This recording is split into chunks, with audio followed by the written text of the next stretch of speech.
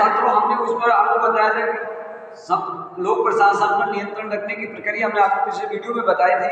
और जो अब हमें इस पर जो वीडियो में बता रहे हैं वो जो उस टॉपिक का नाम है यानी लोक प्रशासन पर संसदीय नियंत्रण। इस वीडियो के माध्यम से आपको बताएंगे कि जो लोक प्रशासन है उस पर संसदीय प्रक्रिया, संसदीय प्रणाली के द्वारा किस तरीके से नियंत्रण रखा जाता है संपूर्ण लोक प्रशासन पर। तो देखिए, संपूर्ण संसदीय जो प्रणाली है उस पर नियंत्रण रखने के दो तरीके हमने आपको बता भी दिए थे कि संसद की नियमित प्रक्रियाओं के द्वारा नियंत्रण, संसदीय की नियमित प्रक्रियाओं के द्वारा नियंत्रण रखा जाता है किस पर? लोक प्रशासन। अब वो किस तरीके से रखा जाता है वो आपको मैं बताता हूं।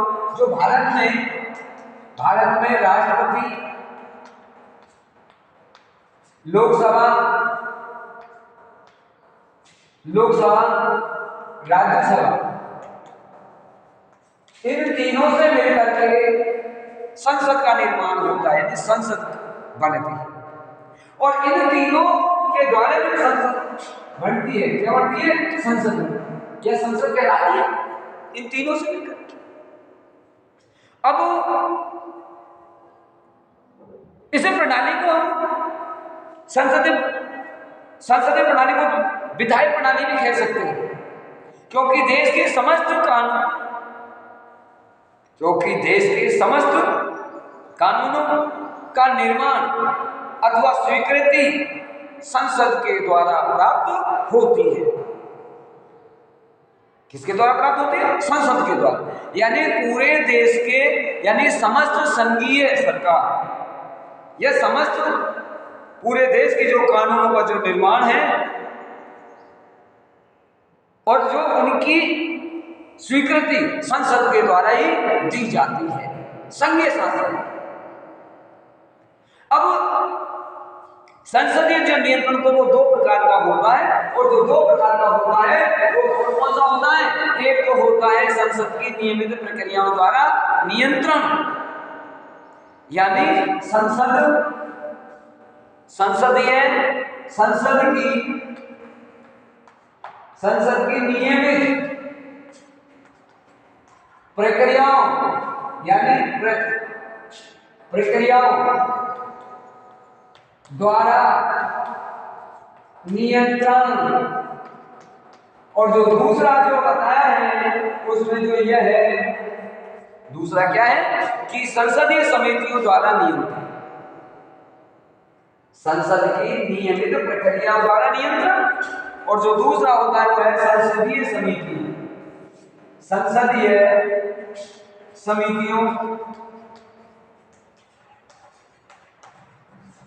द्वारा नियंत्रण।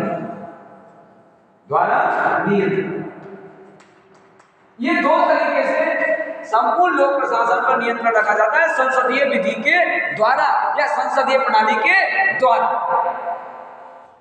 एक तो वो होता है जो संसद की जो प्रतिदिन की जो प्रक्रियाएं होती हैं उनके द्वारा संपूर्ण लोक प्रशासन पर नियंत्रण रखा जाता है, और जो दूसरा होता है वो होता है संसदीय समितियों द्वारा नियंत्रण।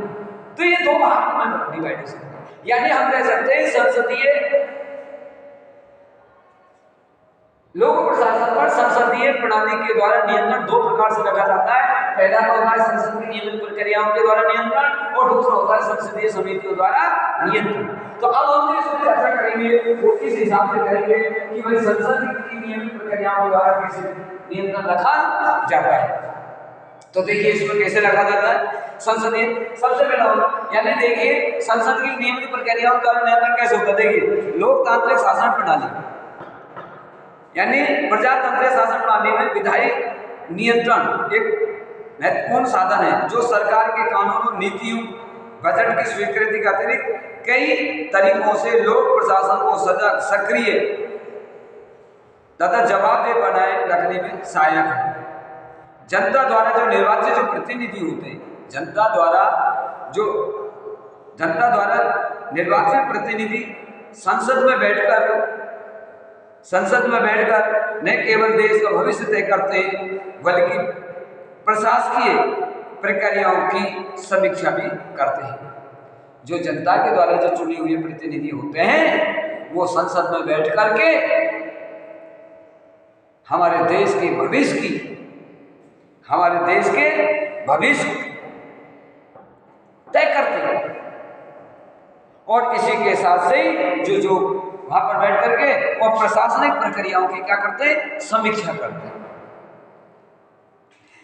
लोगों की इच्छाओं समस्याओं को राष्ट्र के समक्ष लाने तथा उन पर सार्थक बहस करने, डिबेट करने यानी चर्चा करने का एकमात्र सशक्त मंच सिद्ध होती है। और वो किस तरीके से होती है, वो इस तरीके से हम आपको बताएं। यानी जो संसदीय में जो बैठ करके जो जनता के द्वारा जो प्रतिनिधि होते हैं वो क्या करते हैं, देश का भविष्य तय करते हैं। साथ में जो लोक प्रशासन है उसकी समीक्षा करते हैं। लोक प्रशासन की क्या करते हैं, समीक्षा करते हैं। और लोगों की इच्छाएं और जो आकांक्षाएं हैं और जो समस्याएं उनको देश के सामने लाने का प्रयास करते हैं, उन पर बहस करते हैं। ये एकमात्र सशक्त मंच होता है। क्या एकमात्र सशक्त मंच होता है? और वो कौन सा होता है, संसद होती है, यानी विधायिका होती है। अब वो किस तरीके से होता है, तो देखिए सबसे पहले होता है राष्ट्रपति का अभिभाषण। सबसे पहले क्या होता है, राष्ट्रपति का अभिभाषण। राष्ट्रपति का क्या होता है, अभिभाषण। राष्ट्रपति का अभिभाषण से मतलब होता है कि जब संसद का प्रत्येक नया अधिवेशन प्रारंभ होता है, जैसे भारत में 2 अधिवेशन होते हैं। एक तो होता है शीतकालीन अधिवेशन, एक होता है मानसून अधिवेशन। तो जब कोई सा भी जब साल में से जो 2 अधिवेशन होते हैं, तो प्रत्येक अधिवेशन प्रारंभ होने से पहले राष्ट्रपति का संसद में यानी दोनों सदनों में संयुक्त अभिभाषण होता है। और जो अभिभाषण जो होता है उसमें सत्तारूढ़ दल की नीतियां, कार्यक्रम लिखे हुए होते हैं कि भाई हमें इस अधिवेशन में ये काम करना है। सरकार ने द्वारा जो कार्य किए उनकी उपलब्धियां लिखी होती, तो राष्ट्रपति उनको संसद के दोनों सदनों के समक्ष पढ़ता है। जैसे जब राष्ट्रपति का जब अभिभाषण हो जाता है, फिर धन्यवाद के अगले 4 दिन संसद में, अगले 4 दिन में सरकार की नीति जो धन्यवाद प्रस्ताव पर वाद विवाद के बाद 4 दिन का समय निर्धारित होता है। कितना दिन का समय निर्धारित होता है, 4 दिन। फिर 4 दिन उसमें विपक्षी दलों के सदस्य, उसमें विपक्षी दलों के जो सदस्य होते हैं वो सरकार की कमजोरियों को उजागर करते हैं, सरकार की नीतियों, सरकार के कार्य की आलोचना करते हैं। कौन करता है, विपक्षी दल के सदस्य। क्योंकि राष्ट्रपति के अभिभाषण में ही बहुत सारी मात्रा में ऐसे बिंदु मिल जाते हैं सरकार के कार्य से लेके, जो कि विपक्ष को सरकार की आलोचना करने के लिए उत्सुक करते हैं, आलोचना करते हैं। इस तरीके से होता है राष्ट्रपति। फिर जिन पर पर्याप्त चर्चा होती है, दूसरा होता है बजट पर। दूसरा क्या है, बजट। बजट पर यानी जो वित्त मंत्री, बजट पर चर्चा, जो वित्त मंत्री होता है, वित्त मंत्री द्वारा आम बजट को लोकसभा में प्रस्तुत करने के बाद, यानी जो बजट है वित्त विधेयक, यानी वित्त विधेयक को वित्त मंत्री के द्वारा लोकसभा में प्रस्तुत करने के बाद उस पर पर्याप्त चर्चा एवं वाद विवाद होता है। उस पर पर्याप्त चर्चा एवं वाद विवाद होता है, क्योंकि वार्षिक आय व्यय का ब्यौरा देश के आर्थिक विकास को सर्वाधिक प्रभावित करता है। देश का जो आर्थिक ब्यौरा होता है, आय व्यय का जो ब्यौरा होता है वार्षिक, वो देश को सर्वाधिक क्या करता है, आर्थिक विकास को प्रभावित करता है। बजट पर कटौती प्रस्तावों के माध्यम से बजट पर कटौती प्रस्तावों के माध्यम से सरकार की आलोचना की जाती है। सरकार की क्या की जाती है? आलोचना की जाती है। वित्त विधेयक पर चर्चा के द्वारा, वित्त विधेयक पर चर्चा के द्वारा करों का बोझ कम करवाया जाता है। वित्त विधेयक पर चर्चा के द्वारा करों का जो बोझ है वो कम करवाया जा सकता है।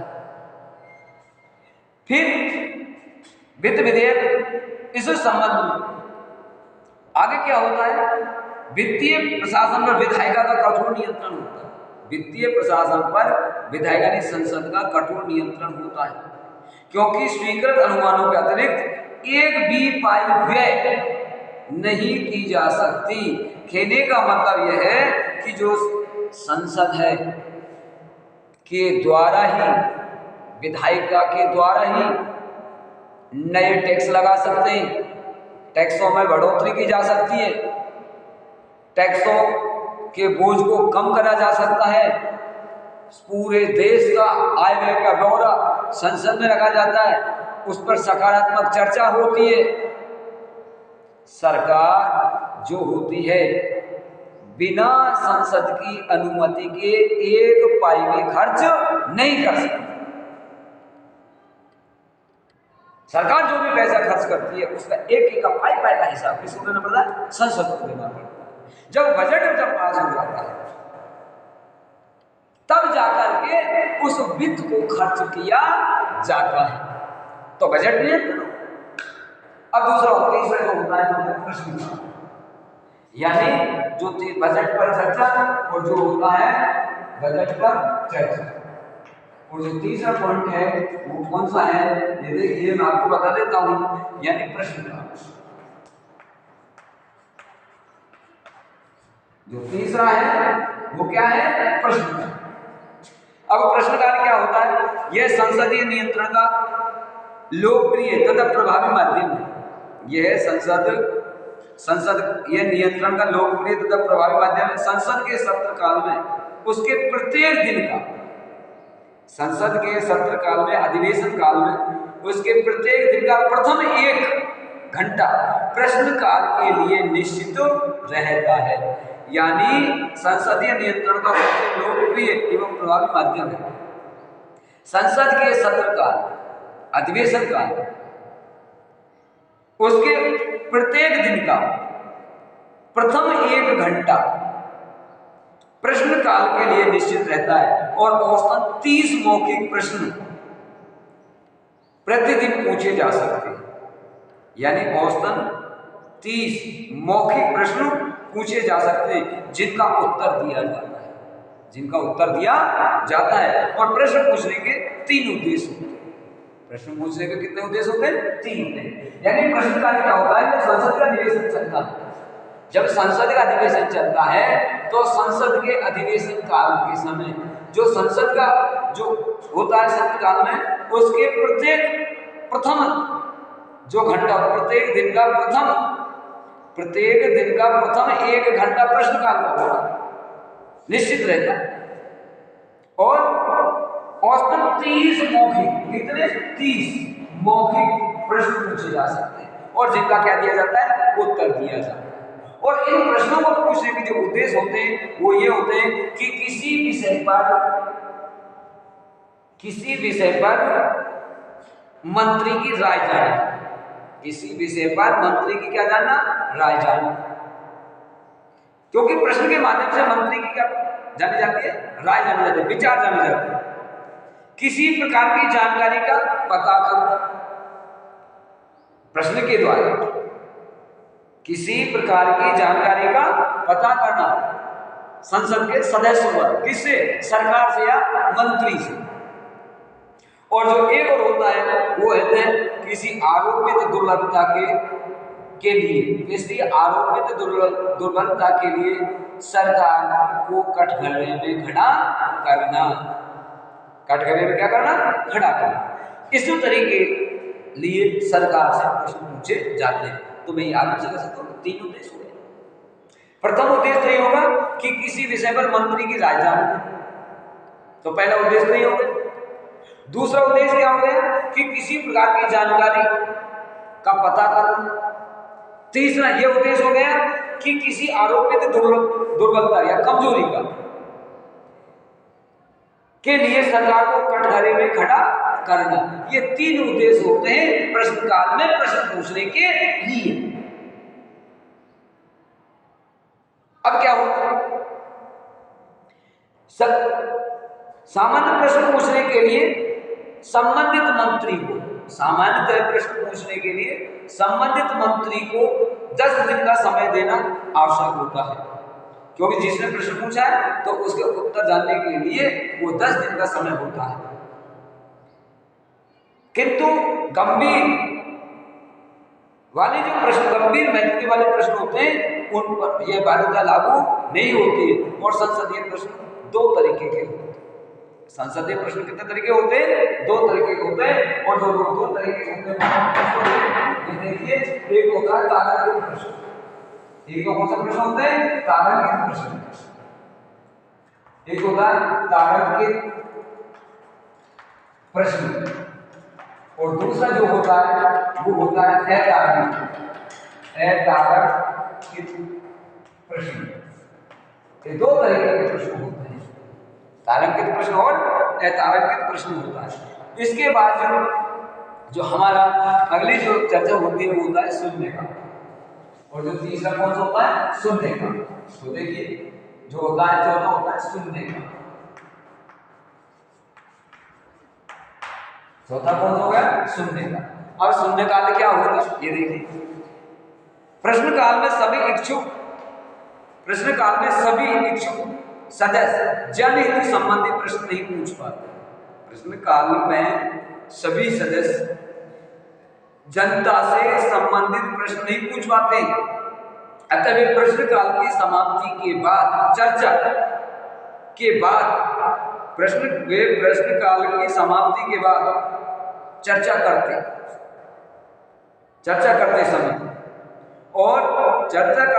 समय जिसमें संसद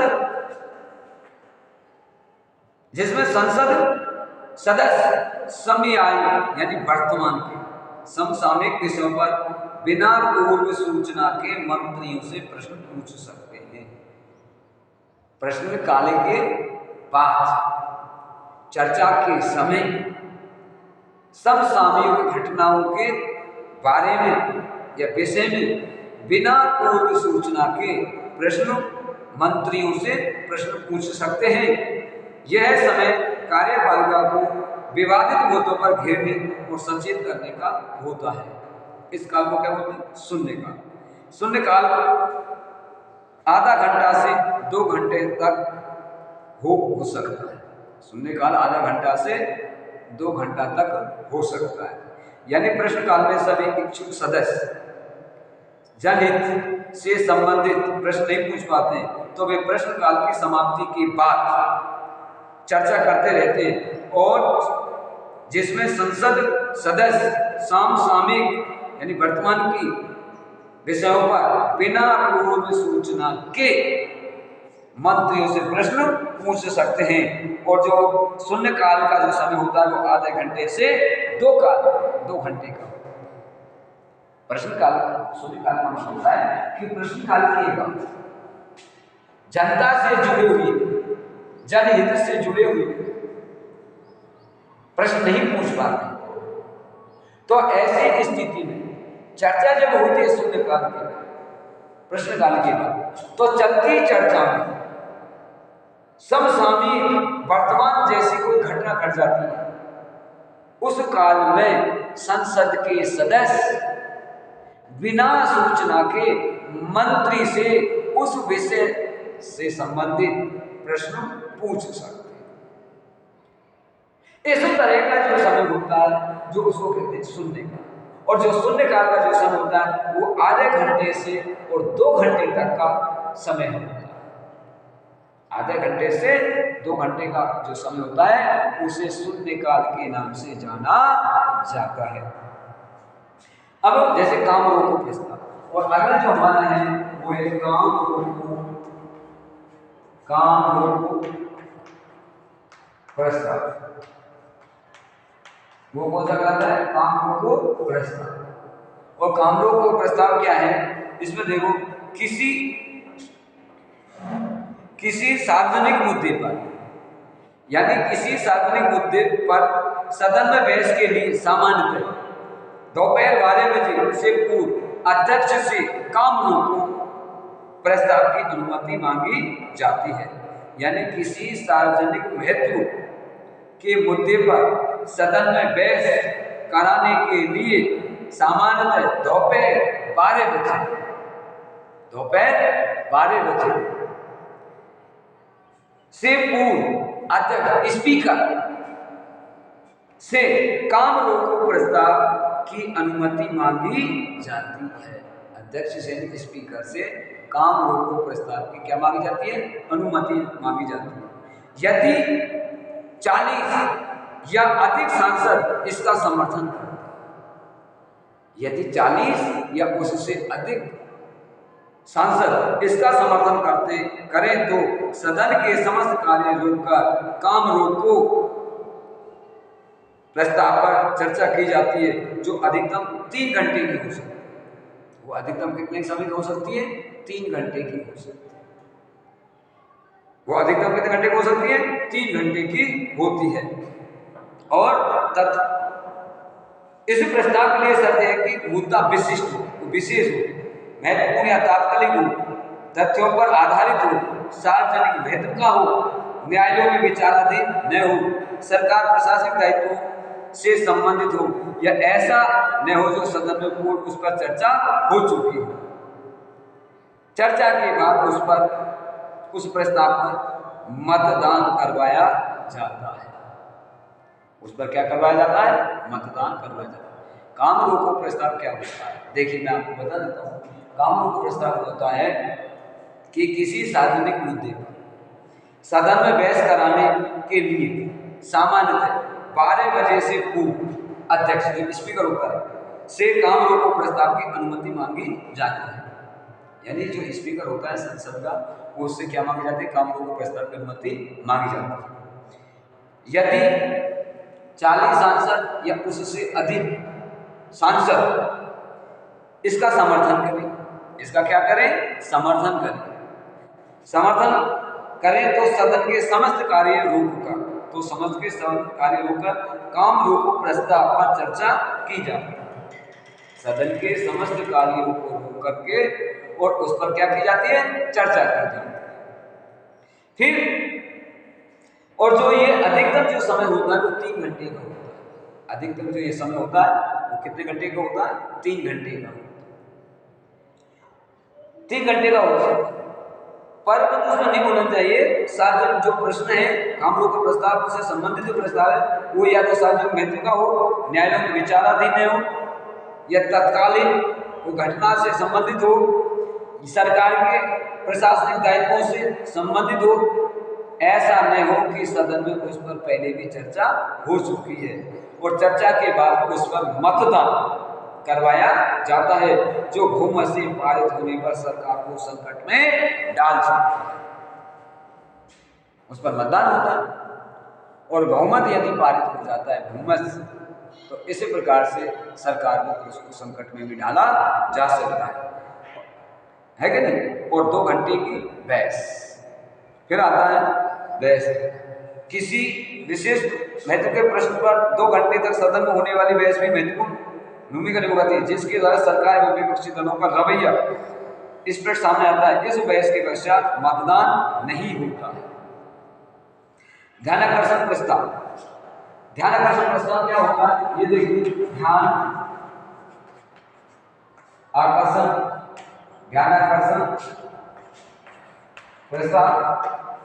ध्यानाकर्षण प्रस्ताव क्या होता है? ये देखिए, इसमें क्या होता है? ध्यानाकर्षण प्रस्ताव के अंदर देखिए, किसी गंभीर महत्व के प्रश्न पर कोई भी संसद का सदस्य ध्यानाकर्षण प्रस्ताव ला सकता है, जिसे अध्यक्ष अनुमति देने या न देने के लिए स्वतंत्र होता है।